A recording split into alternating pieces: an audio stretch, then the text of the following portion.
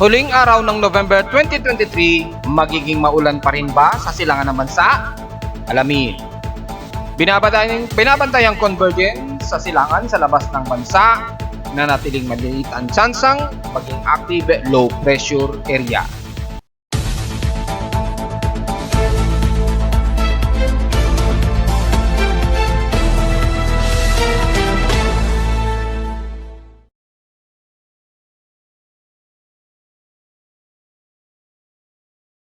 Hello, good morning mga folks. Welcome po muli sa ating daily weather bulletin at analysis para sa huling araw ng November 30, 2023. Ang oras nating brush from umaga ay alas 10:31 na ng umaga. Well, ito na ang magiging huling araw ng November 2023 natin. So, lumalabas halos sa isa lamang hanggang dalawa na halos low pressure area lamang ang nabuo ngayong November sa bansa at walang masyadong nagkaroon tayo ng malupitang bagyo ngayong November 2023. Medyo good news yan. At naging malaki rin ang naging role ng El Nino para magkaroon ng imbalance sa dagat Pasipiko natin na hindi nagkaroon ng enhancement ng mga organisasyon ng mga low pressure area sa Intertropical Convergence Zone nitong buwan. So, sa ating monitoring ngayong araw ay so far nanatiling mga pag-ulan at kalat-kalat ito at mga pagulog at pagkidlat pa rin na umiiral sa silangan ng bansa. Epekto pa rin ng ating STELIS at makikita natin sa ating lightning detection system.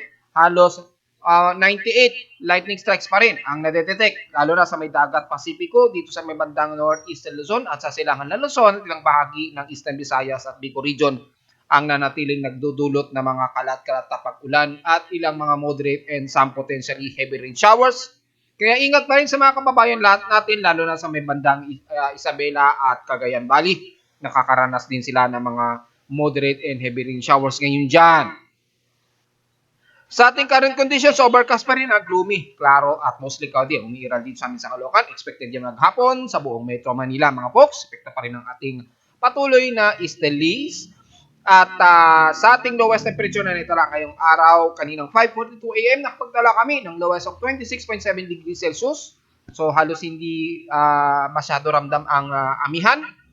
Kahapon, medyo maalinsangan sa amin at 34.2 degrees Celsius. Kahapon ito ng hapon, 2:04 PM. Ibig sabihin, mahagyaring mataas ang aming heat index hapon. Umabot ng 45.5 degrees Celsius ang heat index kahapon. Samantala, kung itatabi naman sa heat index sa may iba't ibang weather stations ni Pag-asa, kahapon, mukhang pangalawa lamang ang Katarman Northern Samar na nasa 43 degrees Celsius lamang ang kanilang heat index kahapon. At papangatlo naman ang Coron Palawan na nasa 42 degrees Celsius and the rest, mas below na. Ibig sabihin sa Caloocan City dito, ang may pinakamataas na heat index sa amin sa Caloocan at iba't ibang bahagi ng Metro Manila. Expected dyan dahil umabot nga po sa 45.5 degrees Celsius ang heat index namin kahapon. Sa ating PH extremes in past 24 hours, nangunguna naman sa pinakamalinsangan naman ang San Jose sa may Mindoro. Gaya ng aking analysis kahapon ay ang kanluran talaga. Madalas kanluran ng bansa ang mas makakaranas ng mas maalinsangan na temperatura na. At gaya dito sa may San Jose sa Mindoro ay umabot ng 36 degrees Celsius ang pinakamainit na temperatura sa kanila. Sa Baguio City, stationary ulit sa 17.2 degrees Celsius na pinakamababang temperatura. Ibig sabihin, halos hindi uli natin ramdam ang amihan. Sa Inula naman ng Alabat ay umabot ng heavy rain showers. Ang total sa kanila umabot ng 73 mm ang total rainfall. Pero sa amin kahapon, nakapagtala lamang kami ng total of 8.4 mm, which is na-report ko na nga po yun kahapon. So sa loob ng isang linggo, 8.4 mm lamang ang naging pag-ulan sa amin sa Caloocan. Sa ating actual humidity, 74% po. So medyo bahagyang mataas ang ating saturation ng ating water vapor sa paligid. Bumababa ito ng 2% since last hour. Mataas din ang ating atmospheric pressure despite na mababa ang ating amihan, may presensya pa rin ito na high pressure area sa Luzon na umabot ng 1,012 hectopascals and steady ito since last hour. So sa ating low tide status mukhang good news yata at nasusunod yung mga pag-guide natin sa high tide low tide status.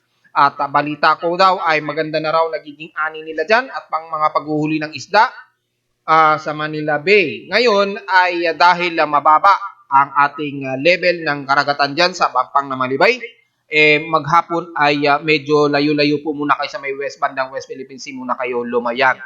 Ingat na lamang dahil expected pa rin na mataas pa rin ang ilang parte dyan ng pag-alon. Ingat na lamang sa daloy ng ating northeasterly wind flow pa rin. Despite na mababa ang lamig ng dala ng amihan. May 12 hours and 30 minutes pa kasi na bago magkaroon ng high tide maximum o 11:10 PM pa mamayang gabi. So napakahaba. Mukhang maghapon kayong hindi makakaharvest sa Pampang ng Manila Bay. Sa Tigalmanak, sumikat ang haring araw kaninang 6:04 AM at lulubog ito mamayang 5:24 PM. At ang ating 93% na po na illumination ng waning gibus ng sinag ng buwan ay sisikat mamayang gabi 7:53 PM at kinabukasan na po ng umaga 8:31 AM naman ito lulubog na. At sa ating local weather outlook para ngayong Huwebes at Biyernes, so mula ngayong huling araw, Bonifacio Day pala ngayon, ano? Kapanganakan ni Gat Andes Bonifacio. So, sa mga taga-Caloocan ay magdiwang tayo. I-celebrate natin ngayon ang panibagong araw ni Gat Andres Bonifacio.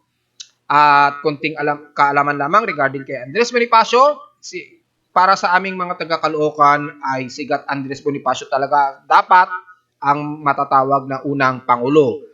Dahil nga sa bulok ang sistema ng politika kahit nung kapanahunan niya ay maging siya ay naging biktima sa pangit na sistema ng politika noon. At ang yung mismong kapwa Pilipino rin niya ang nagdulot sa kanya ng kanyang ikinasasawi according sa aking napag-aralan nung ako ay nasa kolehiyo pa.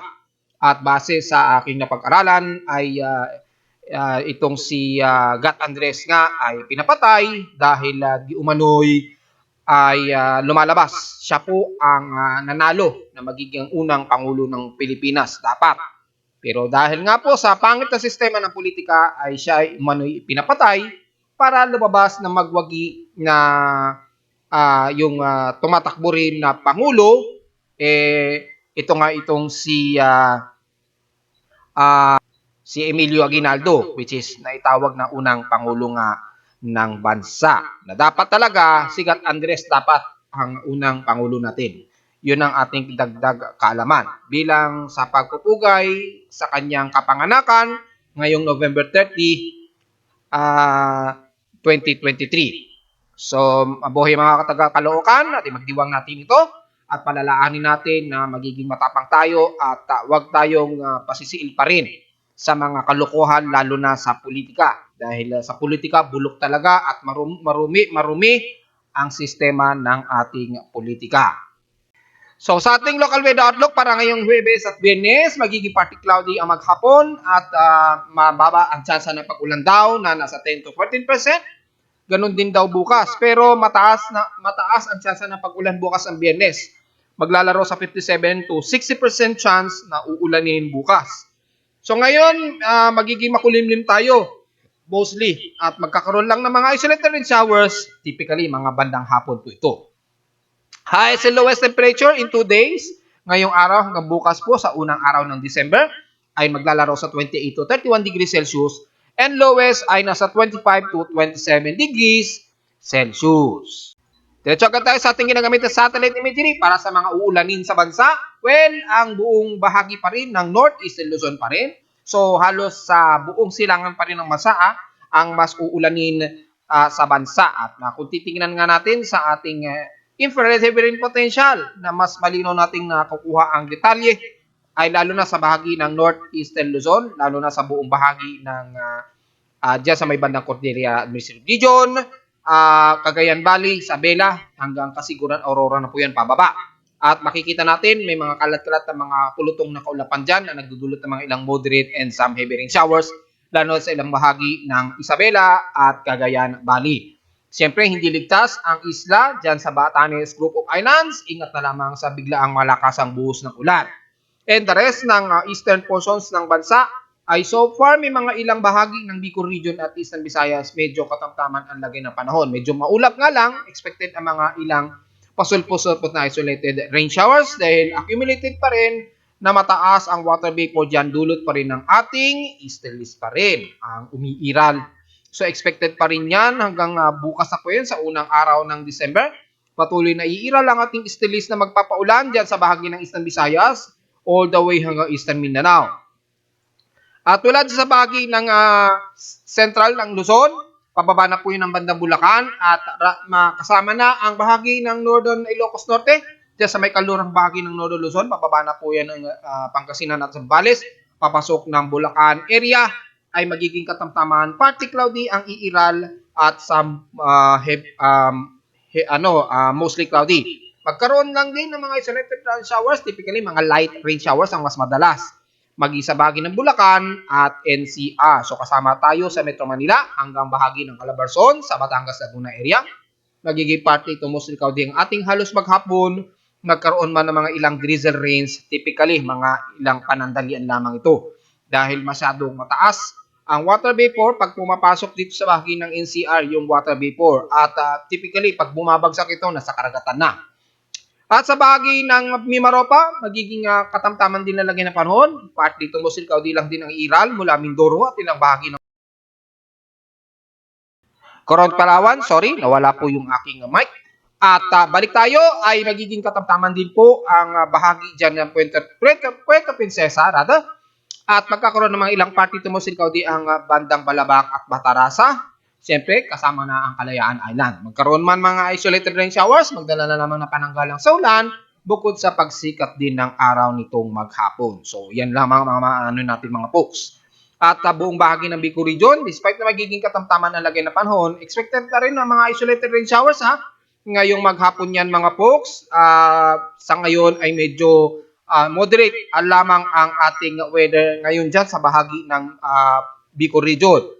Maya-maya lamang magkakaroon rin ng mga ilang maulap at mga isolated rain showers. Maging sa bahagi ng buong Southern Luzon at bahagi ng west portions at Central Visayas, magiging partly ito mostly cloudy rin ng iiral at magkakaroon din ng mga isolated rain showers. Buong bahagi na yan ng west portions ng Visayas, Central Visayas at Eastern Visayas, especially dyan sa may bandang Eastern Samar Region. Maya-maya magkakaroon din ng mga cluster na mga kaulapan dyan na magdadala na mga pag-ulan. Kalat-kalat ito typically mga ilang light and moderate and some heavy rain showers, lalo na ngayong maghapon, maging sa gabi at madaling araw. So, take note yan mga folks. And the rest ng buong Mindanao, lalo na sa may bandang Southern Mindanao, dyan sa may bandang Zamboanga Peninsula, sa isla ng Basilan at Hulusulu, expected na magiging moderate and heavy rain showers po dyan. Ingat po sa potential na pagbaha. Kabilang na ang Zamboanga del Sur, ilang bahagi ng Sorsogen area, BARMM. Magiging kalat-kalat po ito, isolated, clusterized po at dynamic. So, ang buong bahagi ng Zamboanga Peninsula, magkakaroon ng mga ilang moderate and heavy rain showers, lalo na sa may Zamboanga del Sur, hanggang sa may bandang Cotabato, Kidapawan, Coronadal, pababa na yan ng General Santos City at Sarangani area. Ingat po sa potensyal na pagbaha, mga folks, nito maghapon. And the rest ng Davao Region, magiging maulap din ang himpapawin natin at very dynamic ang mga kalat-kalat na pag-ulan dulot ng isolated rain showers. Dahil medyo may nabubuo tayong surface trap ngayon dyan sa hilera na yan ng Southern Mindanao. So expected po mga pabugso-bugso ang mga pag-ulan sa buong Davao Region, maging sa may bandang Campos de la Valley at central nito sa may bahagi ng Bukidnon, Malaybalay at Northern Mindanao area. Siyempre, hindi lusot ang mga taga-Surigao region mula sa Surigao del Norte at kabilang na ang Agusan del Sur, magiging partly ito mostly cloudy rin at asahan ang biglaang buhos ng ulan. Expected yan na mga ilang dynamic rains sa mga ilang light to moderate and some heavy rain showers na hindi nagtatagal ng mahigit isang oras. Pero kahit hindi isang oras yan, pag bumuhos yan, biglaan po at malakas ito na approximate aabot ng hanggang 30 to 40 millimeters ang rain velocity. So, take note yan mga folks. Samantala, sa lagay ng ating tropical cyclone monitoring, sa ating tropical cyclone assessment monitoring sa West Pacific Basin, nananatiling mababa pa rin ang tsansa na maging active low pressure area ito. Naglalaro pa rin siya sa hanggang 30% dito sa may bandang Marshall Islands location. So sa ngayon ay mababa pa naman, pero manatiling babantayan natin ito dahil yung kanyang anomaly bahagyang tumataas na rin. Nasa around 20 to 30% naglalaro yung cluster na ito. So obserbahan pa rin natin, may mga at least 24 hours pa rin tayo para mabantayan ang progress nito kung magiging tuloy-tuloy na magiging active low pressure area. Sa ngayon, napakababa pa po ang tsansa niya. Typically, mga unang linggo na po ng December natin makukumpirma ito kung ito ay tuloy ang magiging active low pressure area. Kasi wala pa tayong masyado nakikita sa global spectral model natin ginagamit. Ayan, wala pa. Halos sa puro easterlies lamang ang ating nakikita dito na nagdudulot nga po ng mga kalat-katapag ulan. Pero yung banda rito sa may portions nito ng bandang silangan ng Mindanao, medyo may circulation dyan. Hindi pa masyado significant. Kung titingnan naman natin ang kanyang mean sea level pressure, wala pa rin tayo masyado nakikitaan hanggang sa unang 3 araw ng December. So, till December 3 to December 4, 2023, mukhang wala pa rin tayong aasahan na mamamonitor according dito sa simulation ng Global Spectral Model. Kung pagbabasa naman natin ang mean winds, ito yung real time na nakukuha ng satellite ng CIMMS, makikita natin yung active na ito sa may bandang southern part na o halos equatorial southern hemisphere na ito na maituturing. So, medyo very insignificant at nawala yung upward circulation dito, upward low alok na na-post natin sa Facebook kahapon. So, medyo hindi pa talaga o napakababa pa talaga ang tsansa na magkakaroon tayo ng active low pressure area. Pero hindi natin i-roll out yan, panatili nating babantayan.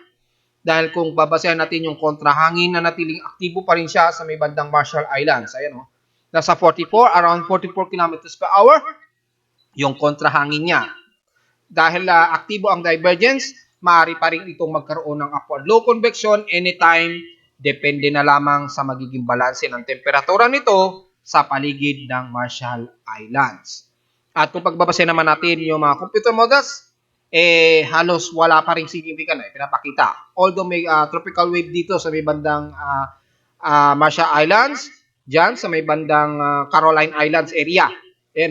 Medyo mababa ang atmospheric pressure dyan. Pero hindi pa masyado organisado na nakikitaan natin dito kay GFS. Pero sa SMWF, halos wala tayong nakikitaan. So walang magiging komento dyan. Kay NAVGEM, wala pang masyadong update.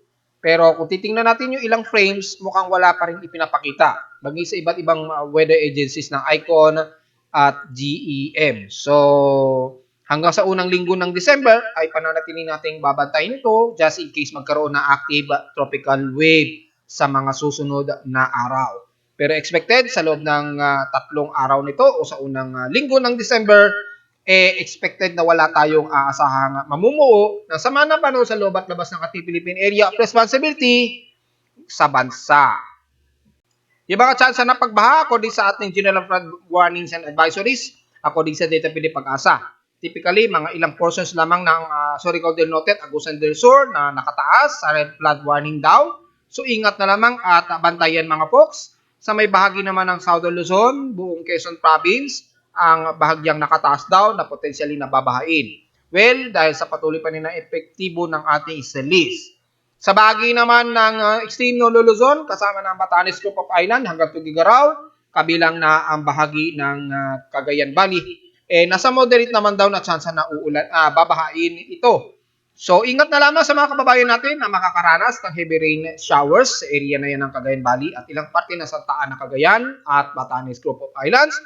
Just in case na magtuloy-tuloy na humigit 1 oras ang mga malalasang pag-ulan, medyo alisto na tayo at be ready na makipag-coordinate sa ating Disaster Risk Coordinating Council natin sa ating mga LGUs. At narito naman natin 3-day 20 weather forecast para sa huling araw ng November 30, 2023.